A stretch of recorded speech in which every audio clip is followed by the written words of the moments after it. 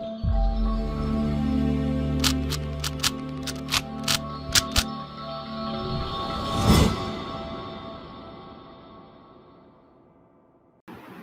Guys, welcome to विवा classes. आज हम आपके साथ लेकर आए हैं term wise detail syllabus class 11th का मैथमेटिक्स का। तो चलिए देखते हैं कि जो आपका टर्म 1 का सिलेबस है उसमें क्या क्या चीज़ें आप लोगों को करनी है और क्या क्या चीज़ें आप लोगों को नहीं करनी है, क्या सीबीएसई ने डिलीट करा है और कितने कितने मार्क्स का आपका ये सिलेबस होगा। जैसे कि आप लोग जानते हैं कि टर्म 1 जो है वो आपका नवंबर दिसंबर में कंडक्ट करा जाएगा और जो टर्म 2 है वो आपके पास मार्च अप्रैल में कंडक्ट करा जाएगा एग्जाम। और उसमें क्या करा गया, सीबीएसई की तरफ से जो सिलेबस है उसको हाफ ऑफ कर दिया गया बच्चों, यानी फुल सिलेबस आपके पास नहीं आएगा। तो ये खुशखबरी है हमारे पास कि आधा आधा सिलेबस हम लोगों ने करना है।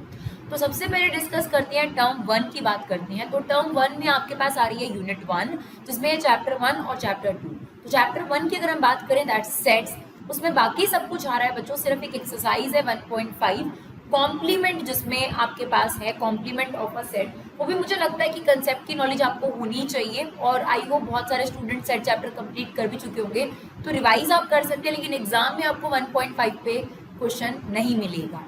और दूसरा चैप्टर है बच्चों रिलेशन फंक्शन। खास तौर पे एनसीईआरटी के जो सिलेबस इसमें मेंशन करा गया है कि जो आपके पास ग्राफ ऑफ फंक्शंस हैं, खास तौर पे सिग्नम फंक्शन, आइडेंटिटी फंक्शंस, वो जो सारे ग्राफ एनसीईआरटी में मेंशन है उनकी डोमेन और रेंज, ये सब चीजें आपने अच्छे से करनी है। यानी इस चैप्टर में कुछ भी काटा नहीं गया है बच्चों, क्योंकि ये चैप्टर 12th में भी आपके काम आता है। तो ये चैप्टर फुल आपके पास आ रहा है और खास तौर पे याद रखिएगा एक्सरसाइज में नहीं है, लेकिन कंसेप्ट में ग्राफ समझाए गए हैं आपको कांस्टेंट फंक्शन के, आइडेंटिटी फंक्शन के। तो एग्जामिनेशन पॉइंट ऑफ व्यू से वो आपके पास इंपॉर्टेंट है। तो चलिए चैप्टर 1 और 2 की अगर बात करें तो काफी अच्छी वेटेज है, 11 मार्क्स आपको दिए गए हैं दोनों चैप्टर्स को मिलाकर, जिसमें आप खुद जानते हैं कि चैप्टर 1 बहुत ही सिंपल है। अगर चैप्टर 2 की भी डोमेन रेंज का कंसेप्ट स्ट्रॉन्ग कर लिया जाए तो वो बहुत आसानी से क्लियर हो जाता है बच्चों।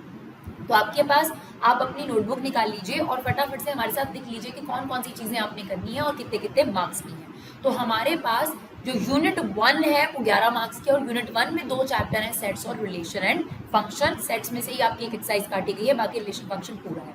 फिर बात करेंगे हम लोग यूनिट 2 की, जिसमें आपके पास चैप्टर 5 और चैप्टर 9 को रखा गया है।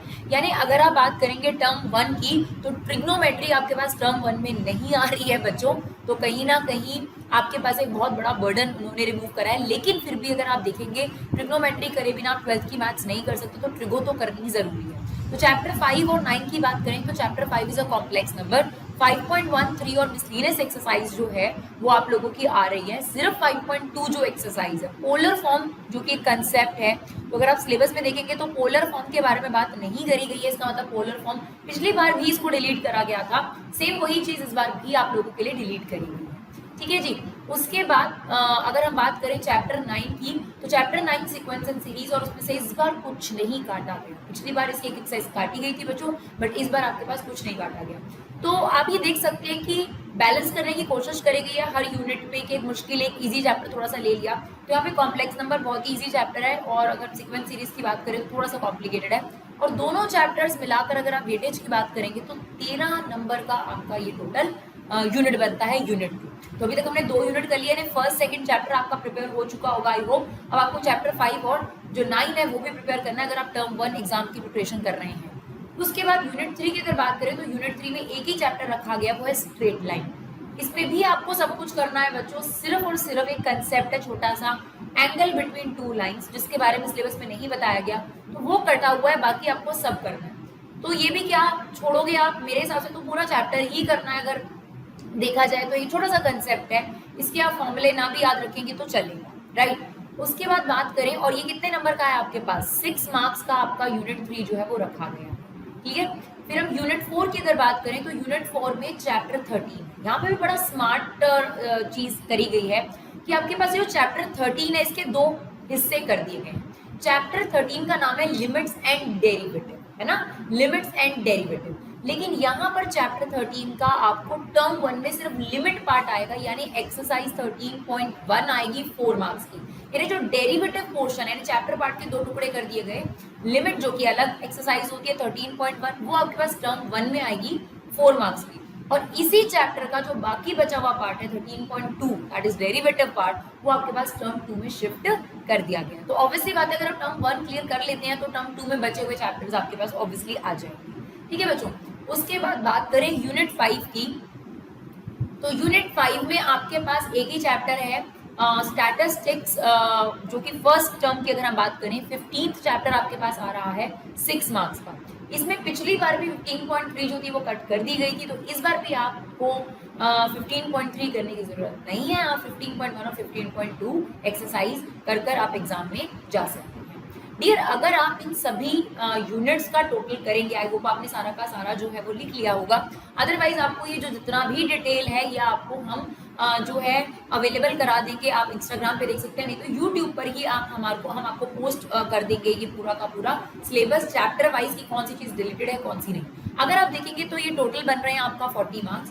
तो जो भी टर्म 1 और टर्म 2 है इन्हें 50-50 मार्क्स दिए गए हैं, जिसमें से 40 मार्क्स आपका रिटर्न टेस्ट होगा, बाकी का जो 10 मार्क्स है उसको कैसे बाइफरकेट करा है बड़ी स्मार्टली। 5 मार्क्स जो है वो आपके इंटरनल असेसमेंट्स के होंगे, यानी जो भी आपके पीरियोडिक टेस्ट वगैरह वगैरह स्कूल में होंगे, 5 मार्क्स आपको इंटरनल असेसमेंट के दिए जाएंगे स्कूल की तरफ से, और 5 मार्क्स की आपको मैथमेटिकल एक्टिविटीज करनी है, वो वाइवा भी हो सकता है, वो फाइल भी हो सकती है, जो भी मैथमेटिकल एक्टिविटीज हो सकती है। ऐसा सीबीएसई के इसमें लिखा गया है कि अगर आप इनकी एनसीईआरटी की साइट पर जाएंगे www.ncert.nic.in, वहाँ पर आपको ये सारी लैब मैनुअल्स मिल जाएंगे एनसीईआरटी के, वहाँ से आपको हर टर्म में यानी टर्म 1 में भी टर्म 2 में भी 4-4 एक्टिविटीज करनी है बच्चों। तो ये चारों एक्टिविटी के भी आपके मार्क्स होंगे। तो ये जो एक्टिविटीज है इसके 5 मार्क्स हो गए, 4-4 एक्टिविटीज आपको करनी है, तब जाकर आपका टर्म 1 बना 50 मार्क्स का। अब हमें क्या करना है, टर्म 2 करना है, वो भी आपके पास 50 मार्क्स का।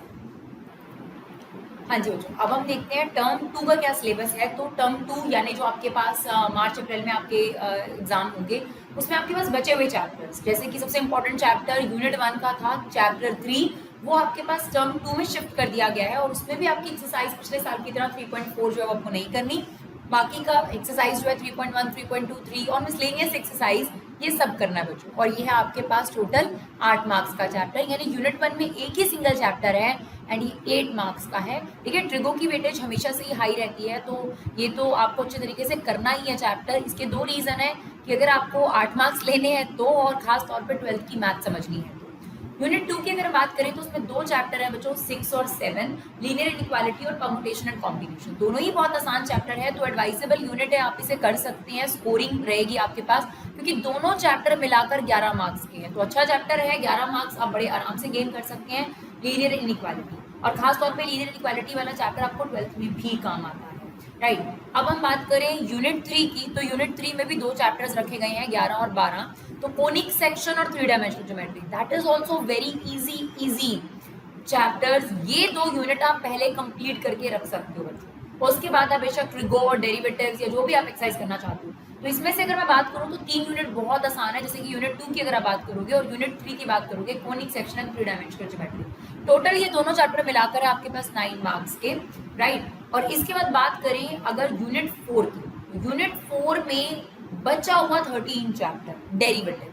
टर्म 1 में क्या हुआ था, 13 चैप्टर का लिमिट पार्ट आ गया था आपके पास, तो यहाँ पर आपके पास जो चैप्टर 13 था उसके 2 टुकड़े कर दिए गए, लिमिट पार्ट आपका फर्स्ट टर्म में आ जाएगा, और लिमिट 2 सॉरी आप कह सकते हैं जो उसका बचा हुआ पार्ट है derivative, that is exercise 13.2 and miscellaneous exercise, तो वो आपके पास जो है टर्म 2 में डाल दिया गया 6 मार्क्स का। राइट, ये भी काफी अच्छा चैप्टर है, और ये अगर आप बात करेंगे तो ये बहुत ही ज्यादा इंपॉर्टेंट चैप्टर है, देखिए, क्योंकि ये 12th में आपके बहुत काम आता है।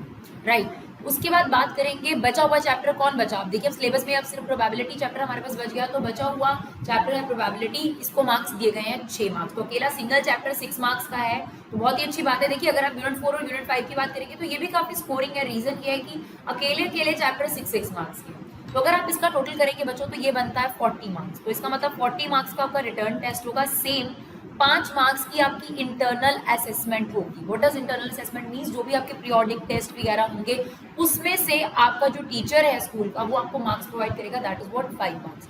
एंड देन आपको कुछ एक्टिविटीज करनी पड़ेंगी, और वो एक्टिविटीज एनसीईआरटी की साइट पर मेंशन है, और आपको लैब मैनुअल्स भी प्रोवाइड करे गए हैं। तो आपके पास ये एक्टिविटी होगी, मे भी हो सकता है फाइल बनाने की एक्टिविटी आपको दे दी जाए या वाइवा ले लिया जाए, तो वो आपका 5 मार्क्स का है। तो कुल मिलाकर जो आपका टर्म 2 है वो भी कितने मार्क्स का हो जाएगा, 50 मार्क्स का।